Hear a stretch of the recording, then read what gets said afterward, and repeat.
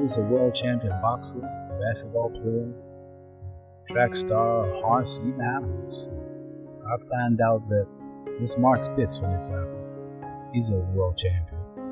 But what made him a world champion was that he seemed to, at the right time, when he pushes down the last few yards, he can get that lead. He's got enough left to make it. He fought Ken Norton. Our last fight, the fight was even up into the last round. But I had something that he didn't have, all much older. That was the last minute kick. What's that last minute kick? Is that? So just the stamina, the strength. So what I'm training, the mental capacity to realize what's involved and how important it is, and make it by doing something that's really too tired to do. Your mind makes you do it. Mark Spitz, this Olympic track star, was mentioning, he wasn't that much greater than all the people in the world, but sometimes he won by just that much. And the champion is just one who can come out at the last minute and close the show, as I said, the star closes the show. A 14, 15 round fight, and it's even, and usually this champion, you can depend on him to complete the last few seconds and some exact mental disorders. So discipline, not only that, it's mentally and physical. His body's in physical shape to do it, plus mentally too. He's got himself in condition. Both fellas may be, sometimes the will can outdo the skill. And sometimes the fella's will is stronger than the man who's actually better physically, and the determination and beats the other man just to see him so determined. I told him, people are prayer George for me. They talk about how hard he hits. The world has been deceived. You listen to me now. I've never told you wrong. The man don't hit hard. He knocked Joe Frazier down 6 times. He got up 6 times. Joe King Romanis, Tokyo, Japan fighter, Puerto Rican champion, knocked him down 3 times. He jumped up 3 times. He knocked Ken Norton down 4 times. He jumped up 4 times. When have you ever saw the man say 7, 8, 9, 10, count his man out? When I hit Sonny Liston with the second fight, he stayed out for the count of 10. Zora Foley stayed out for the count of 10. Cleveland Williams stayed out for the count of 10. What few I have knocked out stayed down. Sugar Ray Robinson knocked him out for the count of 30. Joe Louis, Marciano, Jack Dempsey, Jack Johnson, Archie Moore, here's a chop. They knock him out cold. So this man has never knocked nobody out cold. He's a bully. He's slow. He has no skill, no footwork. He's awkward. And I have been giving him a name. I named Juan Patterson the Rabbit. I named Sonny Liston the Bear. And he shall be known officially as the Mummy. The Mummy. And why the Mummy? Because he fights. When he's fighting, if you ever watch him in the ring, he drags like that out his opponent. And how's the mummy gonna catch me? When you fight the mummy, you just keep a step ahead of the mummy. See? Yeah, just move on the mummy. No, mummy, I'm over here. No, mummy, I'm on here. Yeah, no, you're moving too fast. The mummy don't move that fast. You ever get frightened before a fight? You ever get nervous? I'm nervous when I fight. I'm nervous because I have a great insight on, I just don't see the audience. Every camera, I see millions of people. Like the Frazier fight was watched by 100 million people, which is 5 times the population of everybody in the United States. Just a picture of arena with 1 million people. I imagine you couldn't see them all.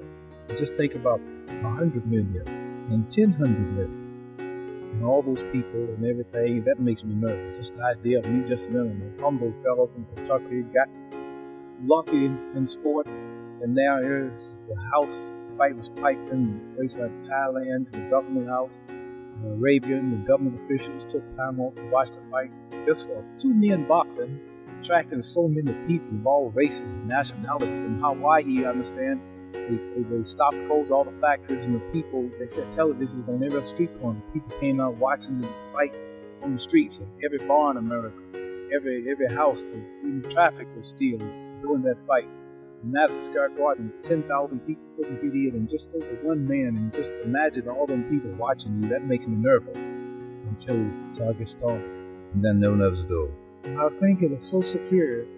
My knowledge is so positive. My logic is so wise until it clashes with that mentality, which is down here, and I'm over there. Saying, but even so high, I can see more and see farther than you. And you looking up at me and said, how do you talk to it? So I'm gonna get out. I need, please stop when it hurts. And you're on a job making $60,000, $70,000 a week, or whatever this guy is. Never been out of the country. not known in his own neighborhood. Ali, don't do it. But I'm just such a high level until I don't think like you. I'm not like you. I know I said you, I mean, down there first. But you know why they say that. I mean, it's for the better one to believe. They are fear and they are wearing. It's dangerous to them. That's right. Not really that dangerous to me. No problem. This will be the biggest upsets in Sun and Esther. And I think it is befitting that I go out of boxing just like I came in, defeating a big, bad monster that nobody could destroy. A hard punch. I'm the underdog. If he hits me, I'm in trouble, like the Sun and Esther fight. But I came back and I shook the world out of that Esther. It's 10 years since Sun and Esther. I'm meeting another big, bad, strong monster. Knockout artist that beats everybody. Sun and Esther knocked out Patterson twice. I was supposed to all that he didn't knock me out. Because he could hit hard, but he couldn't find them yet. George Foreman knocked out Ken Norton, knocked out Joe Frazier. Shoot, I didn't knock him out. I'm so fast and so hard-hit, so scientific. I'm a totally different man from Frazier Norton. Listen, David, when I meet this man, if you think the world was surprised when Nixon resigned, wait till I whip Poland by. I'm telling you, David, I'm down to 215 pounds.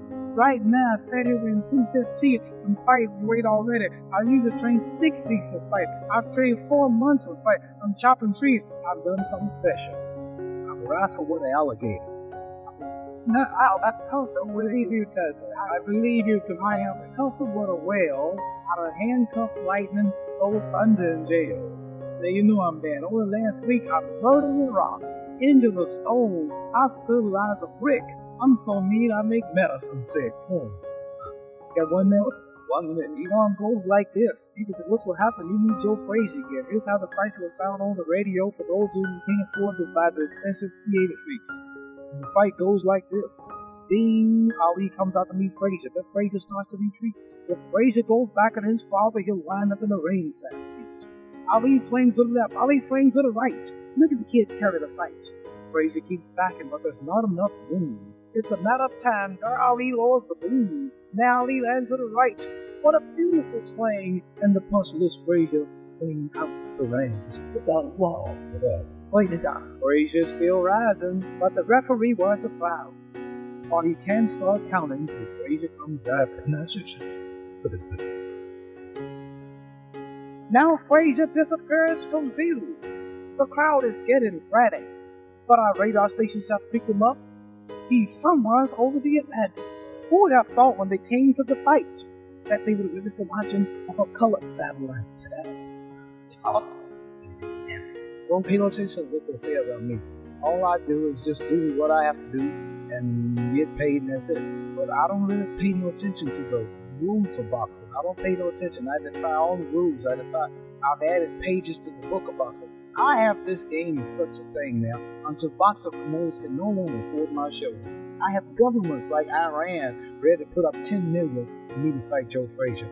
I have governments like Cairo region willing to put up $6 million with people like Ron Lau. I have countries all back beyond Zaire talking to Mobutu. He wants them back again. They'll put up $5 more million for return reform. We talk about $10 million and $6 million and $4 million. This is unbelievable. And they don't expect to get the money back. They promote their countries and their ideals. So I'm like so in this sport of boxing until Madison Square Garden is too small. Yankee Stadium is too small. The Houston Astrodome, the biggest promoters in the wealthiest Americans and Englishmen you can get for promotions cannot just promote me no more. You understand? So I've not only added pages to boxing, but I added new sections to the boxing book. You gotta stop talking now. Attention. I told you, all of my critics, I told you all that I was the greatest of all time. I beat Thunder Lister. I told you today, I'm still the greatest of all time. Never again defeat me. Never again say that I'm going to be defeated. Never again that make me the underdog until I'm about 50 years old. Then you might get me. But I didn't dance. I didn't dance for a reason. I wanted to make him lose all his power. I kept telling he had no punch. He couldn't hit. He's playing like a sissy. He's missing. Let me see you, Bob. I hadn't started dancing yet. You can't say my legs are gone. You can't say I was tired because what happened? I didn't dance from the second round on. I stayed on the hips. When I stay on the ropes, you think I'm doing bad. I want all boxers to put this in a page of boxing. Staying on the ropes is a beautiful thing with a heavyweight when you're making him shoot his best shots and you know he's not hitting you. I would have gave George over 2 rounds instead of punching because after that he was mine. I want to say something right here. This might make you all think. Life is not really long. Let's say the average person 30 years old. If you're 30 years old, you are now about 7 years old. How can I prove it? Out of all the 7, 8, 9 hours you slept for 30 years, out of 30 years, out of all the nights, last night when you were to bed, and woke up this morning, you don't remember a thing. You've been unconscious for about 8 years. If you're 30 years old, you slept about 8 years. Okay. How much traveling have you done in 30 years? From television station to home, to another country, to another city, to school, to church. You probably traveled 2 years your life was spent just getting back and forth to where you're going. So there's 8 years of sleeping, 2 years of traveling, there's 30 years out of your life before you accomplish anything. How long do you sit in school? In America, we stay in school from the 12th grade from the 1st grade to 12th grade. Same here? Yeah. Gotcha. 6 hours a day? Yeah. 6 hours a day for 12 years, break it down, you sat in the classroom for 3 years without leaving. Okay, 2 years of traveling, 8 years of sleeping, 3 years of school. How many movies have you went to? How many wrestling matches? How much entertainment?